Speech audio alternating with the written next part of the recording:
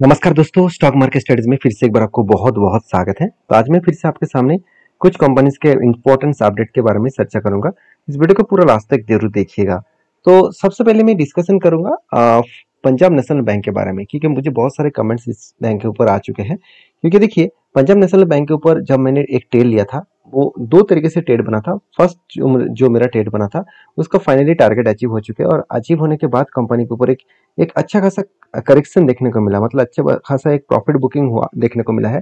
अभी जो second entry level मिला है, जो सेकंड इसका एंट्री लेवल मिला है, उस लेवल के हिसाब से एक बड़ा टारगेट बना था। वो टारगेट बनने में थोड़ा सा टाइम लग सकता है, और मैं पहले ही बोल चुका हूँ कि पीएसयू जितने सारे बैंक है, उस बैंक का अभी प्रॉफिट बुकिंग स्टार्ट हो चुका है। प्रॉफिट बुकिंग मतलब देखिए, अगर मैं कंपनी के रिटर्न के हिसाब से बात करूं, देखिए एक साल में 150% का रिटर्न दिया, 3 साल में 50% के आसपास रिटर्न दिया, तो इतना रिटर्न कंपनी पहले ही दे चुके हैं। तो पहले ही देने का मतलब है, अभी इतने दिनों से देखिए प्राइवेट बैंक तो भागा नहीं, पीएसयू बैंक तो भागते चले जा रहे हैं। तो जिसके बेसिस में मैं एक चीज आपको बता दूं कि प्राइवेट बैंक और पीएसयू बैंक में दोनों में ही ग्रोथ होना चाहिए था एक साथ। मगर पीएसयू बैंक जिस तरीके से भागा है, उसका कभी ना कभी तो प्रॉफिट बुकिंग होना चाहिए था। तो फाइनली अभी क्या हो रहा है, प्रॉफिट बुकिंग हो रहा है। अगर एक चीज को और भी नोटिस करेंगे, अगर इसका जितने सारे पब्लिक सेक्टर बैंक है, उसका जो अगर एवरेज मीडियम पी रेशियो अगर देखा जाए, तो वो कितना है? एवरेज मीडियम पी रेशियो है 11 के आसपास, जो पीएसयू बैंक और प्राइवेट बैंक दोनों के सेम टू सेम लेवल में है। मगर अभी इसी लेवल में पहुंचने वाला है पीएसयू बैंक, जिस लेवल में प्राइवेट बैंक काम कर रहा है। तो सोचिए, दोनों एक साथ ग्रोथ करने का कोशिश करेंगे। तो मुझे लगता है अभी भी इस जर्नी शुरुआत नहीं हुआ है, अभी जर्नी से स्टार्ट हुआ है।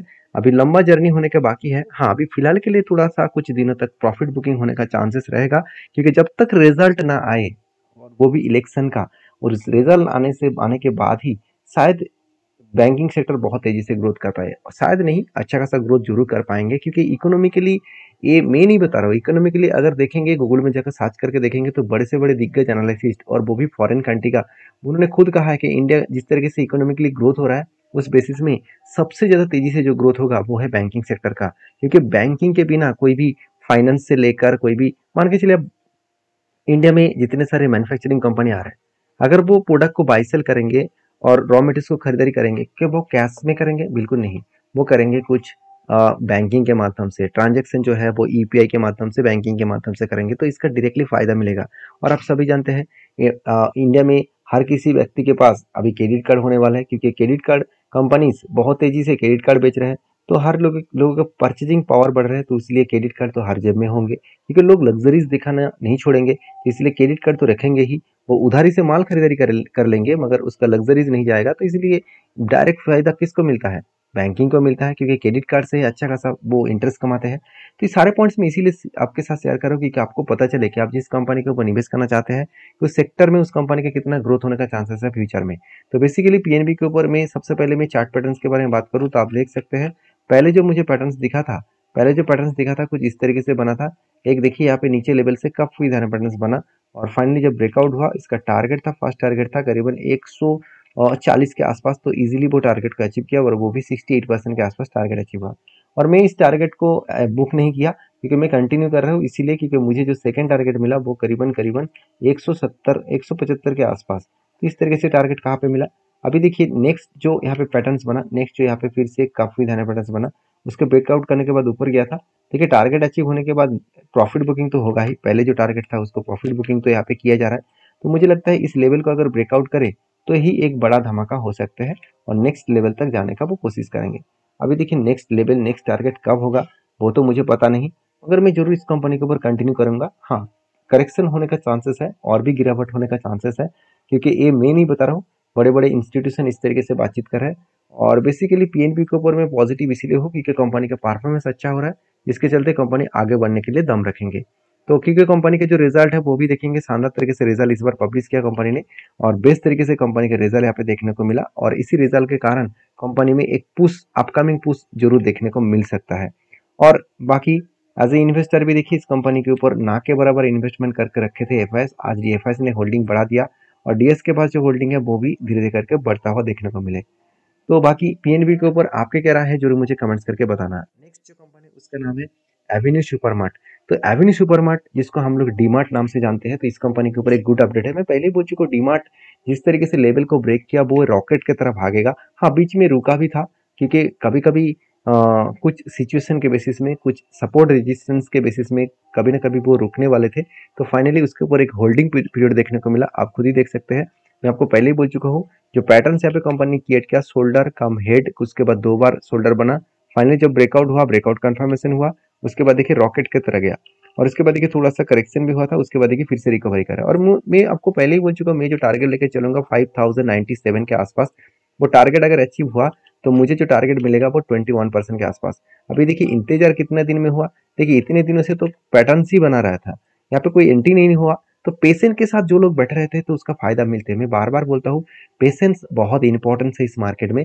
जो लोग पेशेंस दिखाएंगे, हाँ वो भी अच्छे कंपनी के ऊपर, ऐसे नहीं कि अब वोडाफोन आईटी के ऊपर इन्वेस्ट किया और पेशेंस के साथ बने रहे तो वो कंपनी आप सोच रहे कि वो रॉकेट बनेगा। देखिए कुछ प्रॉफिट शायद वो दे सकते हैं मगर रॉकेट नहीं बनेगा। क्यों? क्योंकि वो कंपनी का हालत ही खराब है, उसका कर्जा इतना ज्यादा है, उस कर्जे को जब तक वो नहीं मिटा पाएंगे तब तक वो ग्रोथ नहीं कर पाएंगे। इस बात को आपको याद रखना है। देखिए मैं वोडाफोन आइडिया के कोई खराब बात नहीं बता रहा हूँ, मैं आपको रियलिटी बता रहा हूँ। आपको रियलिटी समझकर काम करना पड़ेगा। ऐसे नहीं कि कोई भी कुछ कंपनी आपने सस्ते में मिला चलो बाय कर लिया, कोई कंपनी बहुत ज्यादा हाई प्राइस में है चलो उसको सेल कर देते हैं। तो ऐसे मत करिए, चीजों को समझकर काम करिए। और डीमार्ट के ऊपर मेरा जो इन्वेस्टमेंट है, एक्चुअली मेरा जो स्विंग बेसिस ट्रेडिंग है, ऑब्वियसली मेरे पास इन्वेस्टमेंट भी है और स्विंग बेसिस में जो ट्रेड है उस हिसाब से जो मेरा टारगेट है वो मैं आपके साथ शेयर कर चुका हूँ। 5090 के आसपास मैं टारगेट लेकर चलूंगा, मगर एक बड़े इंस्टीट्यूशन ने इसके ऊपर बड़ा टारगेट रखा, 5031 के आसपास इसका टारगेट यहाँ पे रखा गया है। 5031 का मतलब क्या है, अभी जो करंट जो प्राइस चल रहा है उससे बहुत ऊपर लेवल में टारगेट रखा गया है। तो मेरे हिसाब से जो मेरा टारगेट है उसी लेवल तक टारगेट इसका बनेगा। और वो किसने दिया? प्रभुदास लीलाधर ने टारगेट दिया।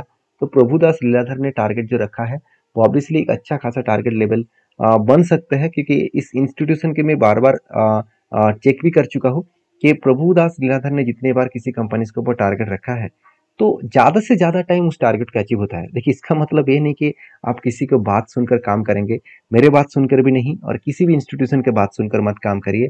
आप खुद के मन की बात सुनिए, आप आपने जो एनालिसिस किया उस बेसिस में काम करिए, वहाँ पे आपको प्रॉफिट ही होगा, वहाँ पे आपको लॉसेस होने का चांसेस बहुत कम होगा, क्योंकि मार्केट तो 100% प्रॉफिट देता नहीं। जो लोग सोच रहे हैं कि 100% मार्केट से प्रॉफिट मिलता है, मेरे हिसाब से वो लोग बेकार बात कह रहे हैं, क्योंकि कभी ना कभी आपको लॉसेस तो झेलना पड़ेगा, कभी ना कभी आपको लॉसेस लेना पड़ेगा। तो आपका अगर मार्जिन ऑफ सेफ्टी आप मेंटेन कर सकते हैं, अगर आप सारे कैलकुलेशन को मेंटेन करके काम कर सकते हैं तो आप प्रॉफिटेबल ट्रेडर बन सकते हैं। तो बेसिकली इस कंपनी के ऊपर मैं जो थिंकिंग लेकर चल रहा हूँ ऑब्वियसली पॉजिटिव है, क्योंकि कंपनी का रिजल्ट भी इस बार थोड़ा सा कम हुआ, फिर भी कोई फर्क नहीं पड़ेगा, क्योंकि ईयर ऑफ ईयर बेसिस में कंपनी खुद को अलग लेवल में रिप्रेजेंट किया है। तो बेसिकली कंपनी के ऊपर प्रॉफिट एंड लॉस हमेशा इसी तरीके से काम करता हुआ है। बाकी आपके क्या ओपिनियन है जरूर मुझे कमेंट्स करके बताना। और बेसिकली कंपनी के ऊपर जो यहाँ पे सिचुएशन देखने को मिला वो मैं आपके साथ शेयर किया। बाकी आपकी क्या राय है जरूर कमेंट्स करना। नेक्स्ट जो कंपनी उसके में नज़ारा टेक्नोलॉजीज। देखिए नज़ारा टेक्नोलॉजी के ऊपर लगातार एक गिरावट का माहौल देखने को मिला है, क्योंकि गेमिंग इंडस्ट्रीज इंडिया में जितना तेजी से गेमिंग इंडस्ट्रीज का ग्रोथ होना चाहिए था उतना ग्रोथ नहीं हो रहा है। देखिए अभी भी इंडिया उतना डेवलप कंट्री नहीं हुआ है। जो डेवलप कंट्रीज जैसे अमेरिका हो गया, जापान हो गया, चाइना हो गया, साथ ही साथ बाकी भी बहुत सारे कंट्रीज है जो गेमिंग इंडस्ट्रीज को बहुत हद तक बहुत अलग लेवल तक लेके गए। क्योंकि आप खुद ही जाकर एक बार ग्राफ देखेंगे तो गेमिंग इंडस्ट्रीज बहुत तेजी से ग्रोथ कर रहा है। चलो मैं एक बार आपको दिखाई दे, देखिए एक डेटा में आपको दिखा रहा हूँ। देखिए वर्ल्ड टॉप 10 गेमिंग मार्केट जो है वो सबसे बड़ा गेमिंग मार्केट किसके पास है? चाइना के पास। आप खुद ही देख सकते हैं 2021 में कहाँ पे था, 2021 में इस लेवल में था और 2025 तक वो कहाँ पे जाएंगे सोचिए। 49% से 71% तक जाने वाले हैं। उसके बाद है यूएसए 30 से 42% जाने वाले हैं। उसके बाद जापान है 18 से 24% जाने वाले हैं। उसके बाद देखिए साउथ कोरिया, उसके बाद यूके, उसके बाद जो नंबर आया इंडिया का। अभी देखिए डिफरेंस देखिए, सिर्फ 8% 2025 तक जाएगा और यहाँ पे चाइना 71% जाने वाला है। तो चलो छोड़ ही देता हूँ मैं चाइना को। मैं अगर डेवलप कंट्री के हिसाब से यूके और साउथ कोरिया और जापान को अगर पकड़ ले, जापान का जो टोटल जो जीडीपी है उसको भी बीट करने वाला है इंडिया, मगर मुझे नहीं लगता कि उतना तेजी से वो गेमिंग मार्केट को बीट कर पाएंगे। तो ऐसे बात मैं आपको क्यों दिखा रहा हूँ, क्योंकि आपको पता चले कि गेमिंग इंडस्ट्रीज कितना पोटेंशियल है आगे बढ़ने का और अभी उतना ज्यादा ग्रोथ नहीं हो रहा है। तो देखिए राकेश झुनझुनवाला जी ने इस नजारा टेक्नोलॉजी के ऊपर ऐसे निवेश नहीं किया। आपको लग रहा है कि नजारा टेक्नोलॉजी के ऊपर उन्होंने निवेश किया, शायद उन्होंने गलत डिसीजन लिया। मुझे नहीं लगता वो गलत डिसीजन लिया है, क्योंकि अगर राकेश झुंझुनवाला जी की बात किया जाए तो उनके देहांत होने के बाद उनके वाइफ के नाम में सारे शेयर ट्रांसफर हो गया। जो 10% उन्होंने होल्डिंग करके रखे थे वो छोटे मोटे 1.5% होल्डिंग उन्होंने बेचा, 1.50% के आसपास उन्होंने बेचा। इसका मतलब ये नहीं कि कंपनी के ऊपर सारे माल बेचकर भाग गया। तो मैं जरूर कहूंगा इस कंपनी के ऊपर फोकस रखिए। देखिए कंपनी की हालत जो है अभी थोड़ा सा वीकनेस में है, फिर भी कंपनी कभी भी खुद को प्रॉफिटेबिलिटी को कम नहीं किया, कंटिन्यूसली खुद को प्रॉफिट को मेंटेन किया, बैलेंस शीट को भी अच्छी तरीके से मेंटेन किया। हाँ, थोड़ा सा कर्जा कंपनी उठाया, मगर कंपनी का रिजर्व बहुत ज़्यादा है, फिक्स एसेट भी ज़्यादा है, जिसके चलते कोई भी दिक्कत यहाँ पे देखने को नहीं मिलेगा। तो एज ए इन्वेस्टर, प्रोमोटर से लेकर एफएसडीएस पब्लिक, हर किसी के पास इन्वेस्टमेंट है। क्यों, मैं पहले ही बोल चुका हूँ, गेमिंग इंडस्ट्रीज अभी से स्टार्ट हुआ है। मुझे लगता है लंबा जर्नी अभी भी बाकी है, उस जर्नी के बेसिस में कंपनी आगे बढ़ सकता है। तो बाकी इस कंपनी के टेक्निकली चार्ट पैटर्न्स के बारे में बात करूँ तो एक पैटर्न्स तो बना था कफ विद हैंड पैटर्न्स का, तो ब्रेकआउट हुआ मगर ब्रेकआउट कंफर्मेशन नहीं हुआ, जिसके चलते मैंने एंट्री नहीं लिया और बिग कैप्स यहाँ पे हो चुके हैं। और जिस तरीके से करेक्शन हुआ था, मैं आपको पहले बोल चुका हूँ कि यहाँ पे एक स्ट्रांगली सपोर्ट है 616 रुपीज के आसपास। उस सपोर्ट को अगर ब्रेक डाउन करे तो एक बड़ा फॉल आएगा और 486 लेवल, इसका कोविड का जो लेवल है उस लेवल तक जाने का चांसेस रहेगा।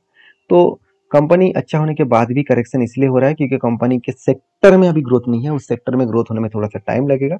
उसके बाद देखा जाएगा कंपनी किस तरीके से आगे बढ़ सकते हैं। नेक्स्ट जो कंपनी है उसका नाम है एल्कॉन इंजीनियरिंग कंपनी, जो बेसिकली एक छोटा सा कंपनी है, 11,900 करोड़। मगर इस कंपनी ने एक बहुत बड़ा डिसीजन जल्द से जल्द आपको देने वाला है। कंपनी डिविडेंड के हिसाब से अच्छा खासा डिविडेंड दिया, बोनस भी दिया, स्प्लिट भी दिया। मगर इस बार कंपनी अनाउंसमेंट करने वाले बोनस और स्प्लिट किसी भी एक मतलब चीज़ों को आपको देने वाला है। तो जो लोग इस कंपनी के ऊपर बोनस स्प्लिट पाना चाहते हैं तो एक बार इस कंपनी के ऊपर रिसर्च करिए, उसके बाद काम करिए।